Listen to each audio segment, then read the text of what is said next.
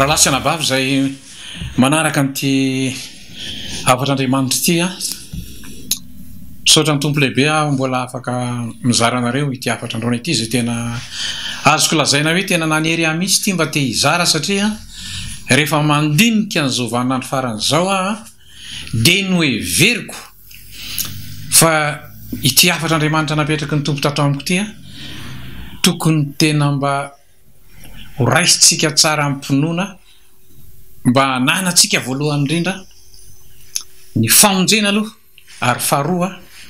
ananatsika faharetana ary fahatelo a mba azahotsika manao ny asan'andriamanitra mialohan'izany rehetra zany efa hivavaka aho aloha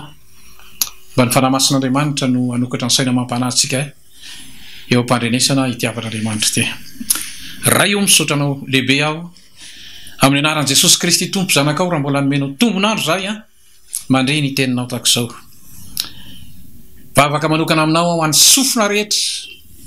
sy ny maso rehetra zay manaraka ary mahita izao zavatra zaraina izao a mba atsapany fahamarinany teninao sy atsapany fahavelomanao ry Jesosy Kristy tompo fenoa ny fananao masina aho ary apetra tombavako sa tompoko ny teninao a mitenena aminay tsirairay avy ianao amin'ny anaranao Jesosy no metrako zany vavaka zany a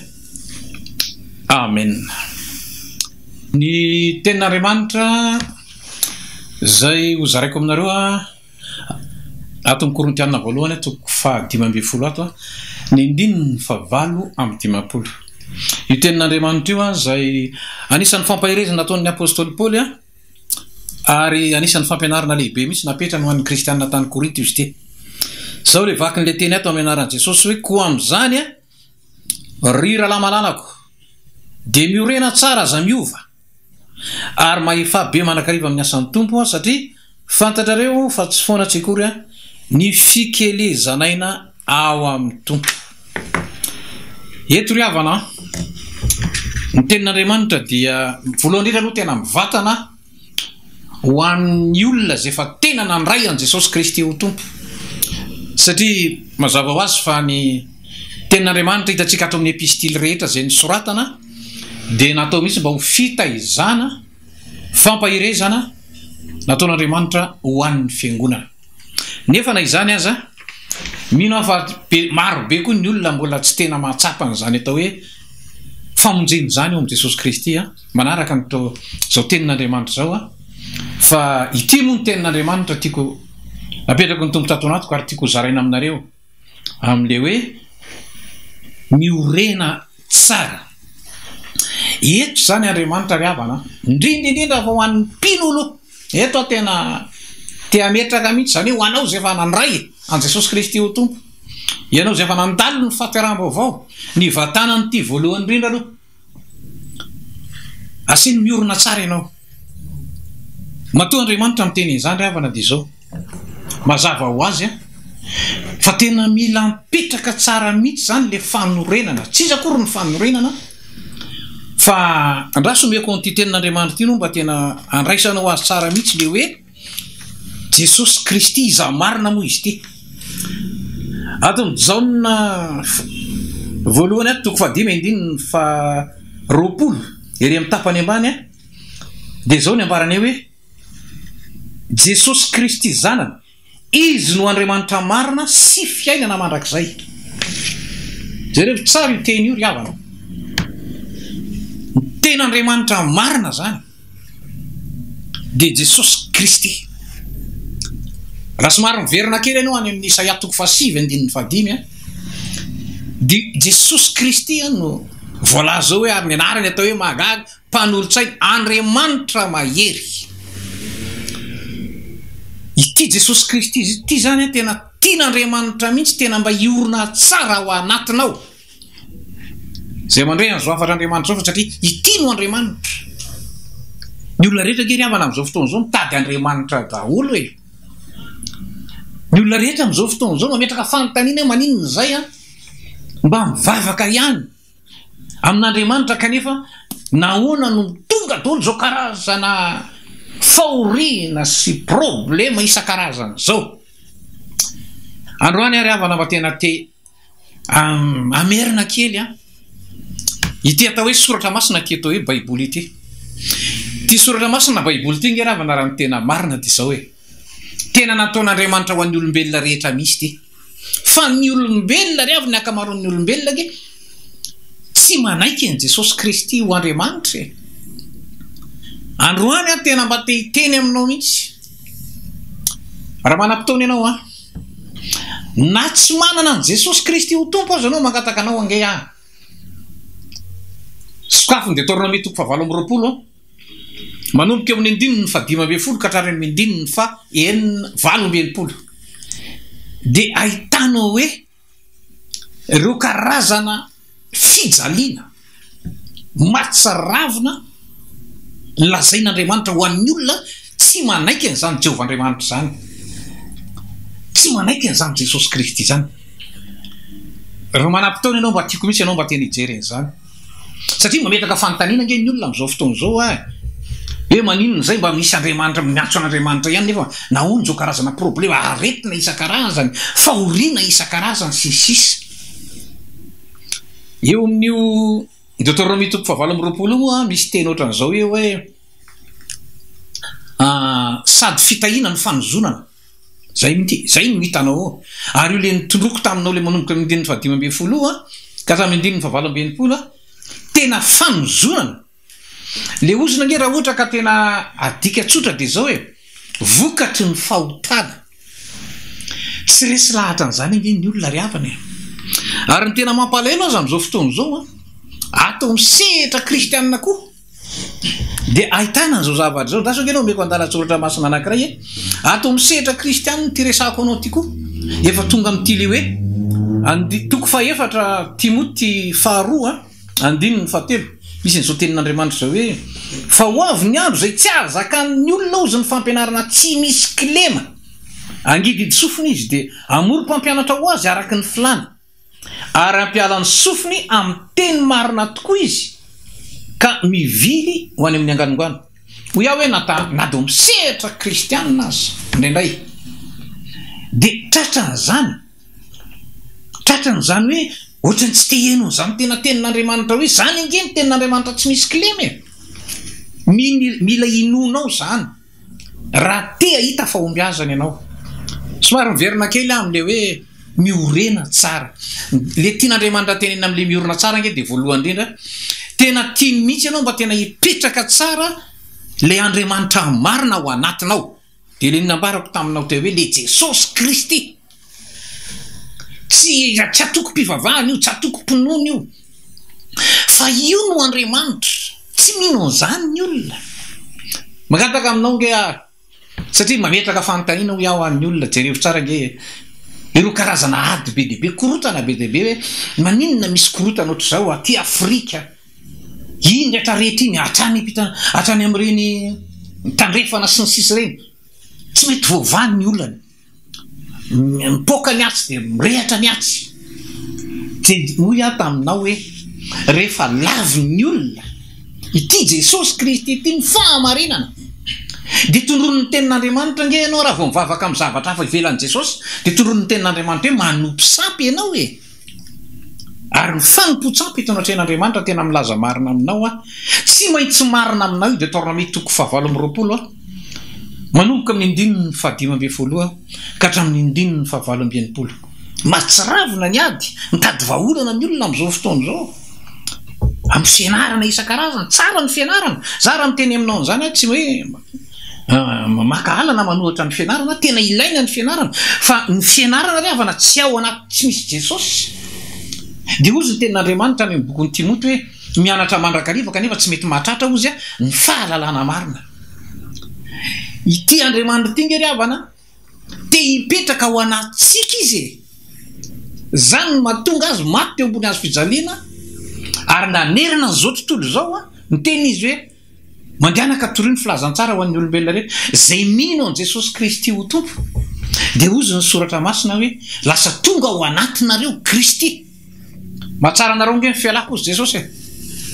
fa raha tsy ala tsy ho tonga any aminareo ny mpananatra ary tiako mihitsy ianao mba tena hijery tsara ry havana fa anisany zavatra anankiray tena zava-miafina goavana ary tokony iainan'ny olona raha tea hita fiainana ny olona dia izao io le voalaza ny tenin'Andriamanitra hoe izay rehetra nandray azy le hoe nandray azy io dia izao tena mila mibebaka mieloka sy ny fahotany ianao ary mila mino n'izany ianao dia miditra ao anatinao le Jesosy Kristy amin'ny alalan'ny fanahy masin'Andriamanitra ary efa tonga ao anatinao io dia io le ambaran'ny apôstôly Paoly hoe Kristy ao anatinareo ny fanantenan'ny voninahitra dia jereo nge ravana le tena zava-miafina lehibe rehefa tonga ao anatin'ny olona le Jesosy Kristy ny tenin'Andriamanitra mihitsy no milazany izany amin'ny epistely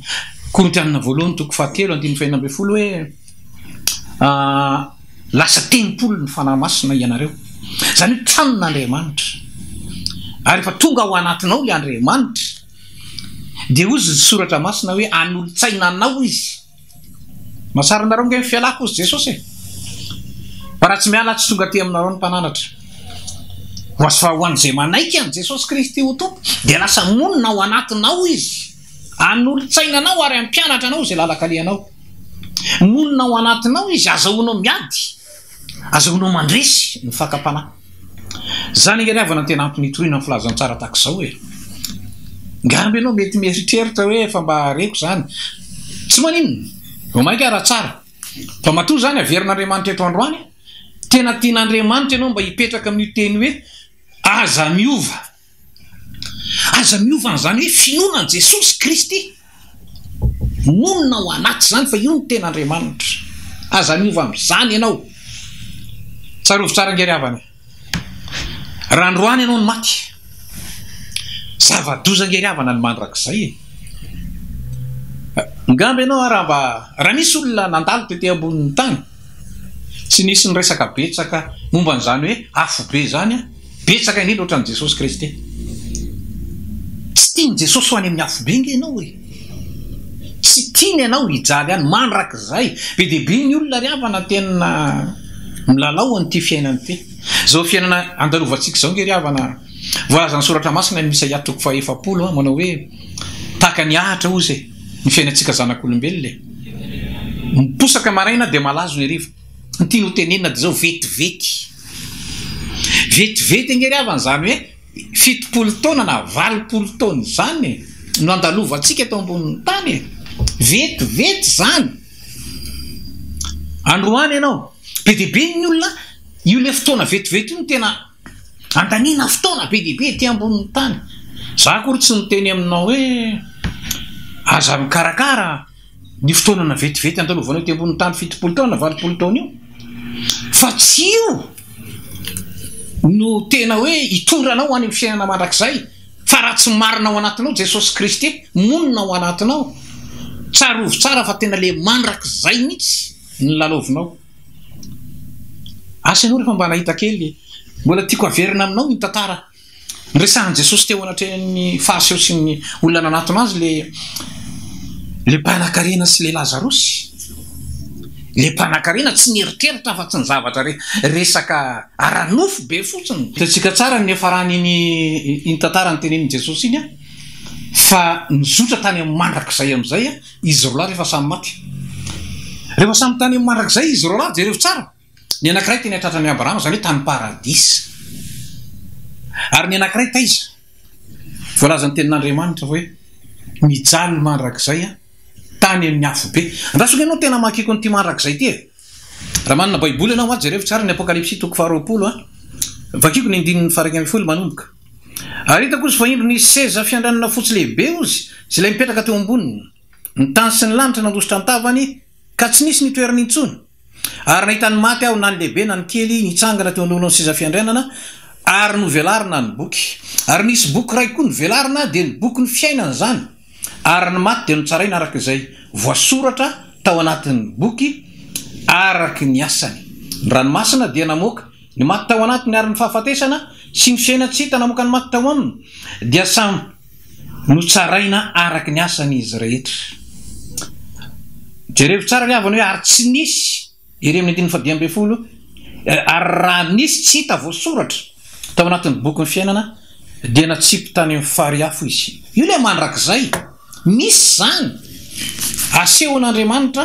ary tian'Andriamanitra hotoriana mba ho reny ny sofina rehetra ry havana zany mba tsy hanao kitototsika amin'izao fandalovantsika eto ambonin'ny tany zao. Zany inge ry havana ho any mahatonga filazany tsara toriana ohatran'izao mandeana ka toriana ozy Jesosy ny filazany tsara ho an'ny olombelona rehetra, ny olona tsy mandrara, ny olona tsy mandrara. Be dehibe aza ny olona miditra any am-piangonana nge fa ohatran'ny karazana ohatrany mba asa fandresen-dahatra fotsiny farany tena marina, le tena Kristy velona ao anaty tsy tena marina loatra. Androany averiko aminao le teny fampahirezana hoe le ao amin'ny Korintiana voalohany toko 7:7 iny hoe miorena tsara, zany hoe ekeo Jesosy Kristy ho tompo ao anatinao, tovy marina ao anatinao zay. Raha maty ianao androany manome antoka anao zato Andriamanitra fa eo tanany ianao any fiainana mandrakizay veriko aminao tsara. Ary eo ambany koa misy an'le teny hoe aza miova. Eto tena mba tiako ny tena resahana aminao mihitsy. Ity tenin'Andriamanitra ity ry havana tsy miova, omaly se mio ary mandrakizay. Ity koa nge Jesosy Kristy zay ny voalazan'ny soratra masiny ary ny teny de tonga no fosika nonina tamintsika. Ty teny ity ry havana tsy miova. Mety tsy eken'ny olona rehetra nge zany hoe Andriamanitra ty teny ity mety tsy eken'ny olona zany fa be dehibe ny olona zay mamorona fampianarana isan-karazany araky ny tenin'ny apôstôly Paoly moa hoe tandremony ianareo vao fitaky ny filozofia ho zetin'ny olona fa androany ianao raha lasa nabavy zay mandre an'ity naiza misy ianao naiza mbola velona ianao, mbola nomen'Andriamanitra tombonandro ianao. Zao ny ataoko anao raha mbola nomen'Andriamanitra tombonandro ianao ekeo Jesosy Kristy ataovy marina ao anatinao zay. De eo ambany eo miloha ny tena maranako azy de misy teny hoe ary mahefa be mandrakariva amin'ny asan'ny tompo. Ny asan'ny tompo voalohany indrindra tokony ananan'ny olona nge ry havana de zao rehefa nandray an Jesosy ianao de zao mitondra fiainana manko io Jesosy io ao anaty, mitondra fiainana io, manova anao io, manova fomba fiainanao io. De tian'Andriamanitra ianao, tiany Jesosy Kristy ianao izaran'zay voalohany indrindra ao amin'ny ankonanao aloha voalohany indrindra ao ny Jerosalema anao. Ny tena tsoroko anao tena zany mihitsy ny nataoko za tsy nahay an'ity baiboly ity tamin'ny voalohany fa rehefa nandray an Jesosy fotsiny de zao tena niresaka an Jesosy teo amin'ny namako manodidina ary tena hitako mihitsy ny vokany, ny fanamasina ny asa tamin'ny fomba isan-karazany. Ary tsy afeniko anao fa hatramintsika amin'ny resaka zao mbola tanora tany amin'ny fa 9 taona koa nandray an Jesosy ary tena isorako ny tompo hatramintsika sy ianao miresaka zao mbola omeny ny tompo fotoana mandra-pikipo ny masoko anambara aminao foana fa Jesosy Kristy ny ten'Andriamanitra. Raha manaiky ianao anio tompo ianao igioka ny tena atao hoe fiainana io le ambaran'i Jesosy hoe fiainana be dehibe ary tsy eto ambonin'ny tany ihany fa tena ny fiainana mandrakizay no tena omen'Andriamanitra anao. Vavaka manokana ry havana mba ho anao zay mandray ny tiafan'Andriamanitra tiany naiza toerana misy anao mba ho tsapanao amin'ny fiainanao izany fahamarinan'ny tenin'Andriamanitra zany. De hoy hoe amaranako ty tenin'Andriamanitra ty averiko indray mandeha le Korintiana voalohany toko 7:7 hoe aza miova, miorena tsara, mahefa be mandrakariva amin'ny asan'ny tompo zay no afatr'Andriamanitra ary vavaka amarina ny ty afatr'Andriamanitra ty naiza toerana misy anao ndao ivavaka tsika ekeo ny eloka sy ny fahotana, zay ny fibebahana, zay ny fandraisana an Jesosy, ekeo ny eloka sy ny fahotana de ekeo izy ho tomponao sy mpamonjonao androany araky ny tenin'ny tompo manao hoe raha manaiky an Jesosy Kristy ho tompo amin'ny vavanao ianao ary mino amin'ny fonao fa Andriamanitra efa nangana azy tamin'ny maty de hovonjeny ianao. Vavaka tsika ry havana raha io mpisaoranao lehibe ny amin'ny teninao zay nampitondrainao androany matoky indrindra fa ny fanahy masinao manerana n'izao tontolo zao amangy ny olona rehetra zay mandre ity afatr'Andriamanitra ty araky ny teninao satria tena mialanenina foana ianao, mialanenina aminay mialohan'ny alany ty fofinaina ato anatinay ity. Matoky aho Andriamanitra fa misy teninao koa moa manao hoe tsy misy mahay manatona anao an' Jesosy Kristy Tompo raha tsy taon'ny raiko izay any an-danitra. Fanamasinao mangataka anao ahy, vangio amin'ny herinao mahagaga zay olona nandrehany ty afary ty androany mba ho tonga zanak'Andriamanitra koa. Anao Tompo ndera anao ny ajanao ny voninahitra amin'ny anaran'i Jesosy Kristy Tompo no anaovako izany vavaka izany.